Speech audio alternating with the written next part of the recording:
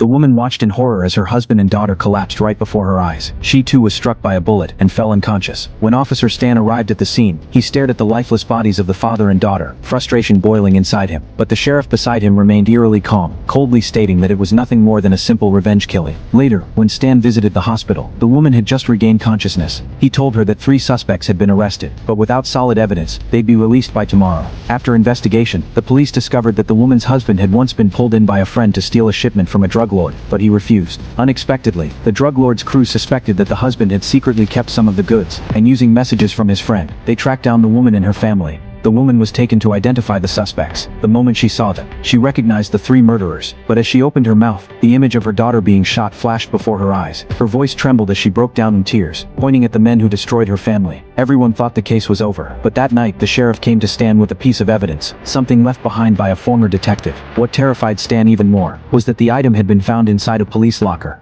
Garcia has people on the inside. Garcia has a nickname, La Guillotina. The next day, a lawyer came to see the woman. She thought he was there to comfort her, but instead he tossed a stack of cash on the table. The woman refused. She realized even the lawyer had been bought off. At that moment, the lawyer's eyes landed on a bottle of psychiatric medication beside her. In court, he used that medication against her, claiming she was unstable, and the 3 killers were released on the spot. The woman was even sent to a psychiatric hospital. At a critical moment, she tore off her restraints and escaped. After that, no one saw her again. No one knew where she went. She had already decided to take justice into her own hands. A return after years of quietly enduring. Revenge had begun. On her first night back for revenge, the woman tracked down the 3 killers from back then. Without hesitation, she dealt with all 3. Even more shocking, she hung their bodies upside down on the Ferris wheel at the amusement park. The very Ferris wheel where the tragedy had occurred years ago. This was the woman's declaration of war against the gang.